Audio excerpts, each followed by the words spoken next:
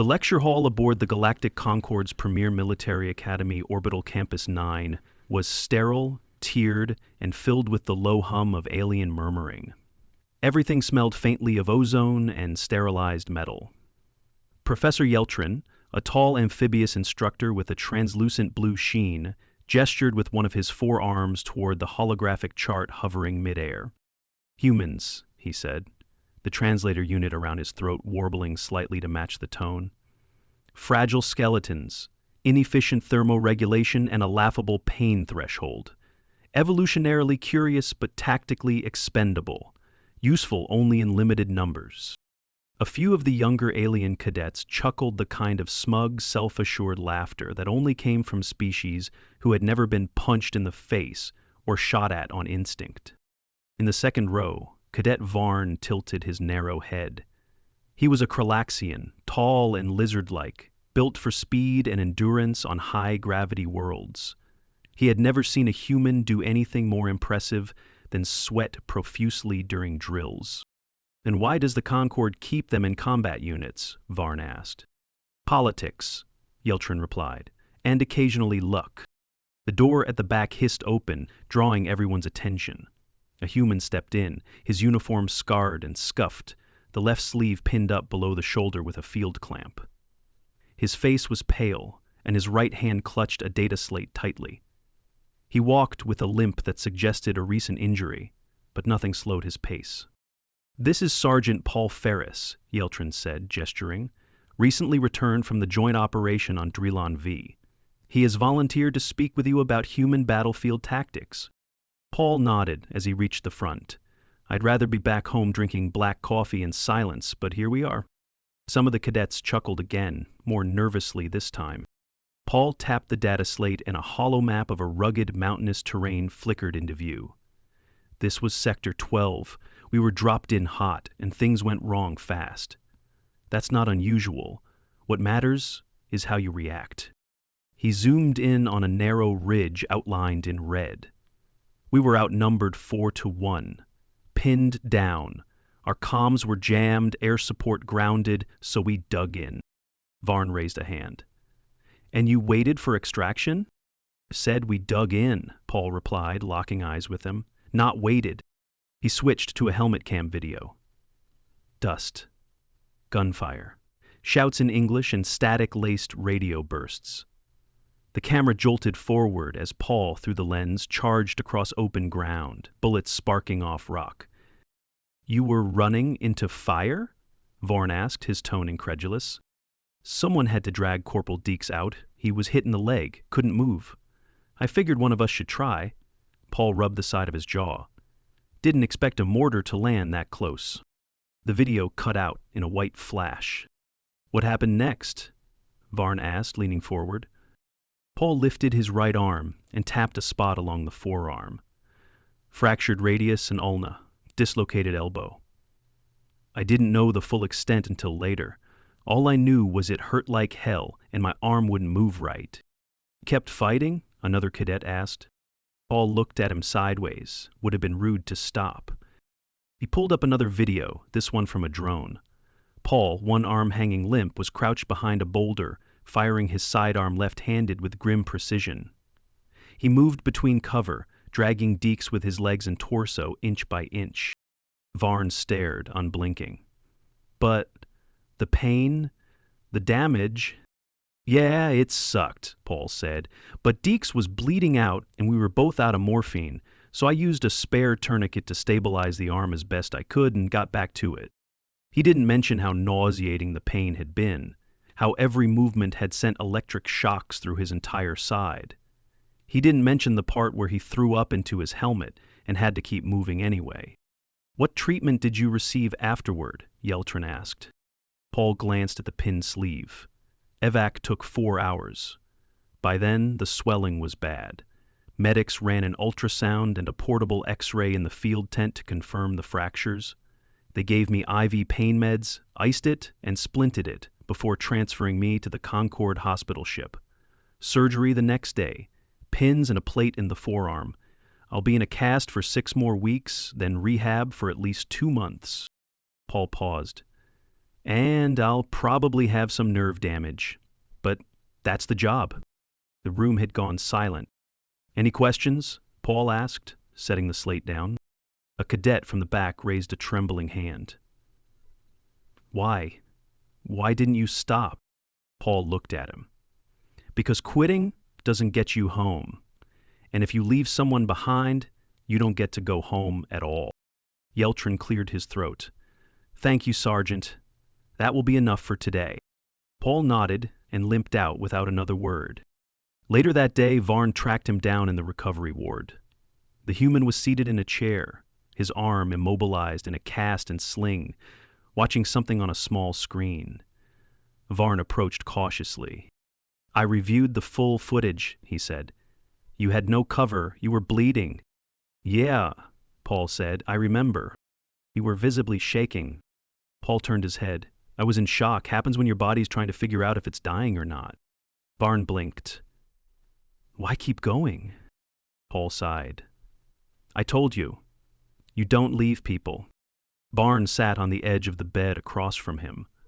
Among my kind, injuries of that scale mean immediate withdrawal. You would be declared unfit for duty and evacuated. Yeah, that'd be nice. But we don't always get the luxury. Varn glanced at the cast. How long until you regain full use? Paul tilted his head. Best case, 3 months. Probably closer to 4. I'll have to work on grip strength and range of motion. Might not get full strength back. You consider that acceptable? No, Paul said, but I consider it necessary. Varn was quiet for a long time. We assumed your kind were inefficient, weak. Lot of people do, Paul said, shrugging with his good shoulder. Then they see us on a bad day. How many of your soldiers would have done the same? Paul looked at him. Most of us, that's the point. Over the following days, rumors spread quickly. The footage made its way into training simulations. Not simulations to show weaknesses, but to demonstrate resilience under fire. Paul remained in the ward, enduring the long, slow process of healing. He attended physical therapy 3 times a week. The cast was replaced with a removable brace after 6 weeks, and he began working on wrist rotations and elbow flexion with a rubber band, and a weight no heavier than a cup of water. Varn visited often. One morning, he found Paul swearing under his breath as he tried to lift a small metal cylinder with his recovering arm. Need help? Varn asked. No, Paul muttered. I need my nerves to stop acting like scared toddlers. Varn sat beside him. I have requested my next field assignment be with a human unit. Paul raised an eyebrow. Why? I want to understand how you endure. Paul gave a strained chuckle. Start by running into traffic with a backpack full of rocks. Then do push-ups until your arms stop working. Then imagine it gets worse. Varn tilted his head. That sounds like madness. Yeah, Paul said, but it keeps us alive. By the time Paul was cleared for light duty, the Academy had added a mandatory module on human combat psychology. Varn stood at the front of his own class, recounting the ridge on Drellin V, the broken arm, and the soldier who refused to give up. Paul didn't attend the lecture. He was in the gym, slowly curling a 2-pound weight in his right hand, his jaw tight with effort. When he finally returned to active field service months later, he carried a new metal plate in his arm and a quiet, permanent ache in the elbow. Varn met him at the shuttle bay. You're still recovering. Paul nodded, still breathing too. Varn extended a long, fingered hand. Paul shook it with his left.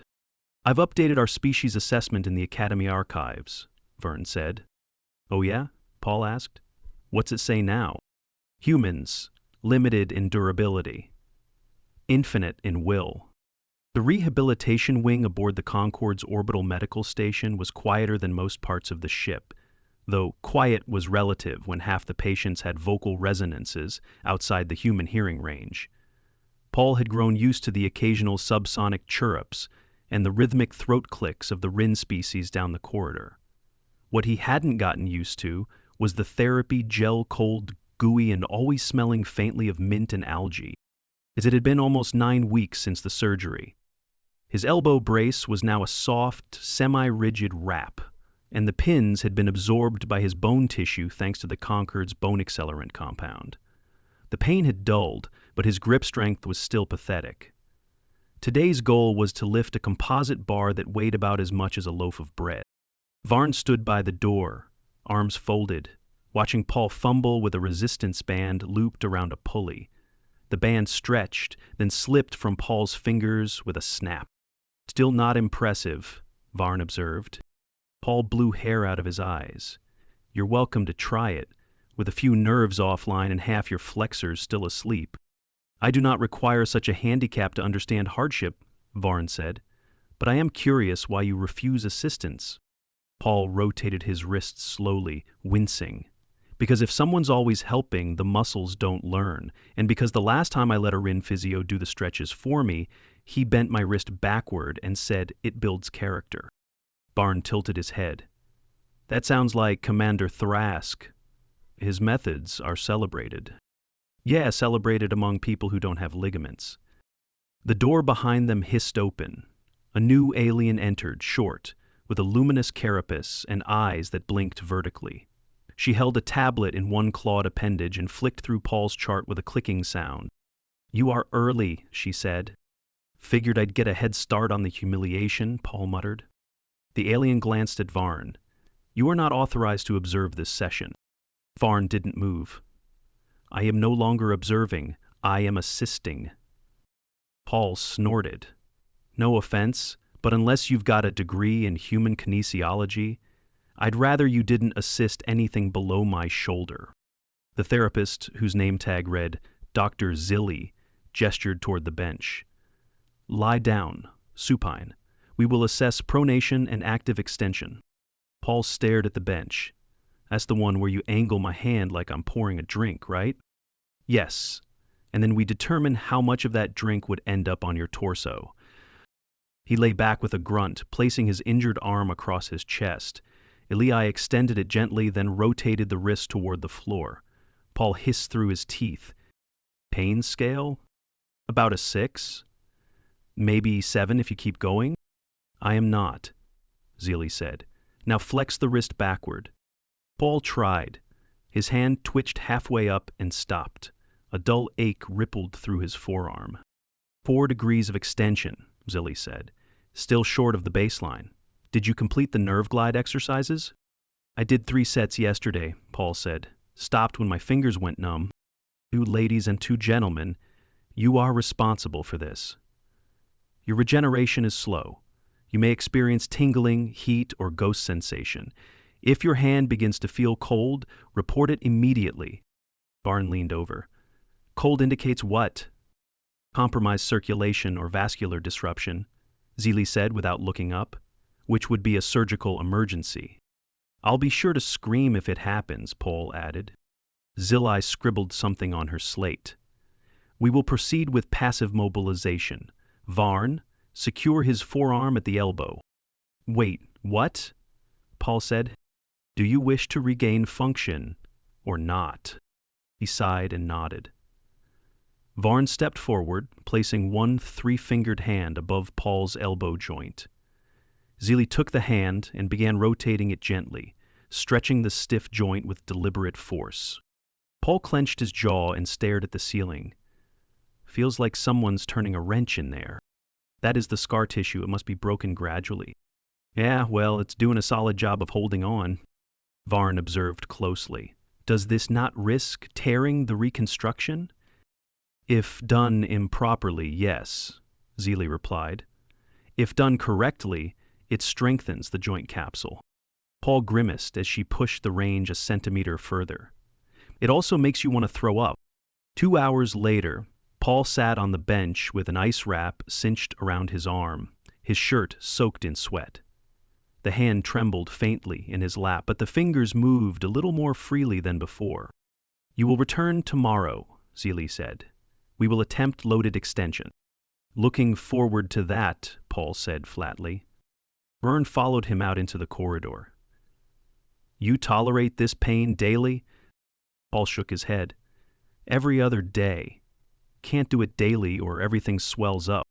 Then why not let the joint stiffen, accept the limitation?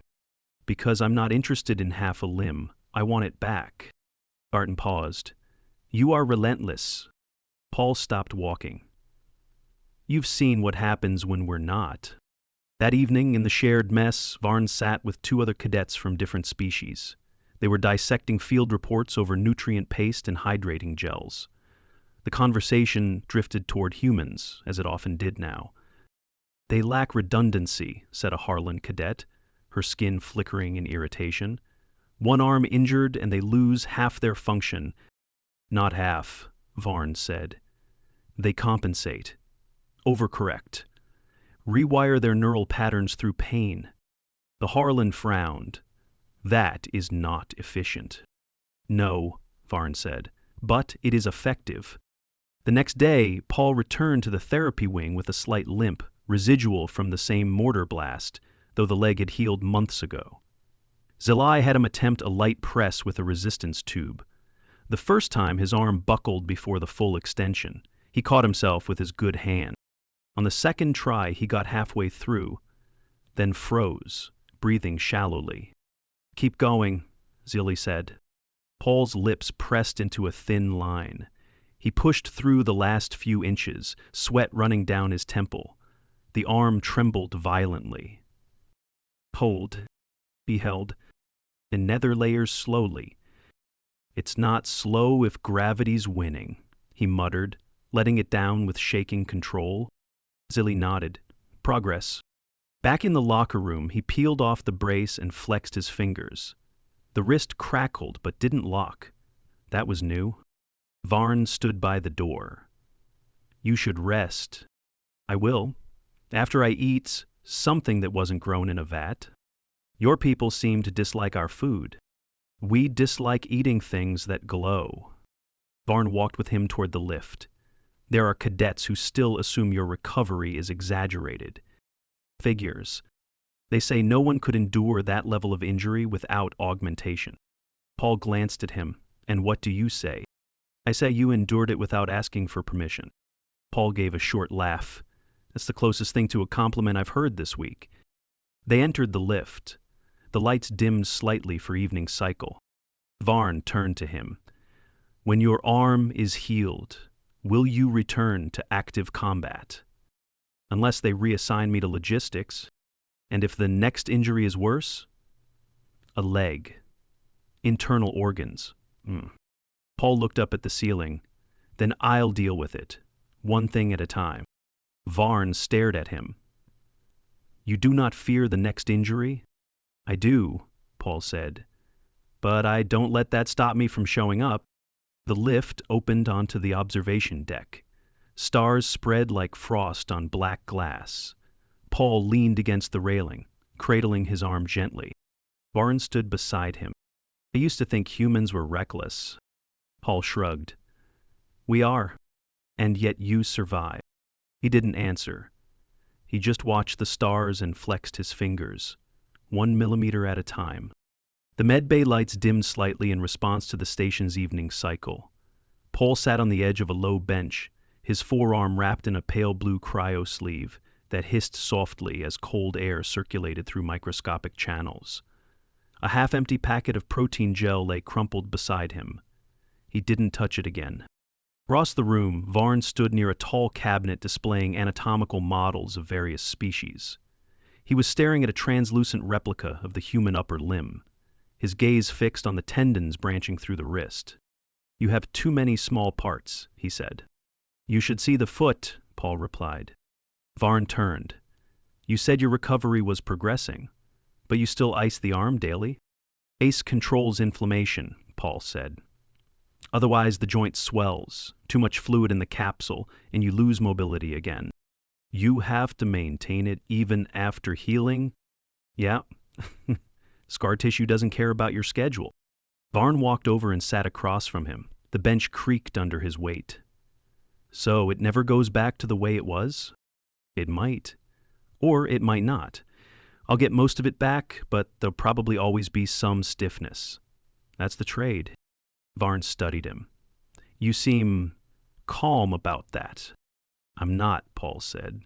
I just don't pretend I get a different outcome by being angry at biology. They sat in silence for a while, broken only by the faint hiss of the cryo sleeve and the occasional chirp from the console monitoring the room's temperature. A door opened behind them and a new figure entered. The alien was short and squat, with a rust-colored exoskeleton and eyes that didn't blink. He wore a technician's harness and carried a small scanning unit under one arm. "Is the human ready for joint compression diagnostics?" he asked. Paul groaned. "The one where you press my hand into a plate and measure how much force it takes to make me yell?" "Yes," the technician said. Barnes stood.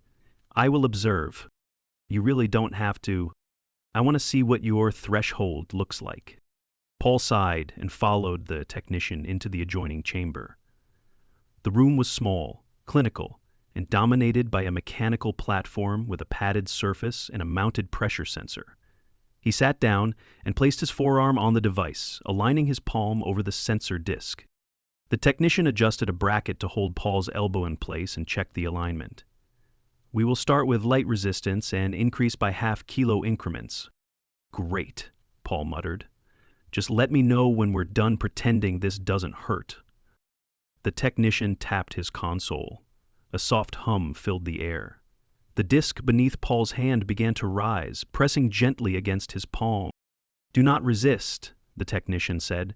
"Let the joint absorb the pressure naturally." Paul exhaled slowly. "Right, natural. Like falling down stairs." The pressure increased. His wrist flexed slightly. A dull ache bloomed along the outside of his forearm, then settled into a deeper throb near the elbow. "Pressure at 2 kilos, the technician announced. Barnes leaned forward. "Do you feel pain?" "Not yet," Paul said. "Just the warm-up act." The technician increased the load. At 3.5 kilos, Paul's fingers started to tremble. At 5, the muscles in his forearm began to twitch involuntarily. "Pressure at 6 kilos, the technician said. "Hold steady." Paul gritted his teeth. "I'm trying, but my arm's got other plans." "Do you wish to stop?" "No," Paul said. Varn watched as the pressure climbed. Paul's face had gone pale, but he kept his hand flat. His knuckles turned white. His lips moved slightly, but he didn't speak. At 7.5 kilos, a sharp jolt of pain lanced from his wrist to his shoulder. He let out a short breath and tapped the pressure release pad with his good hand. The disc dropped away instantly. "Test concluded," the technician said. "Recording joint response latency and post-load tremor." Paul flexed his wrist experimentally.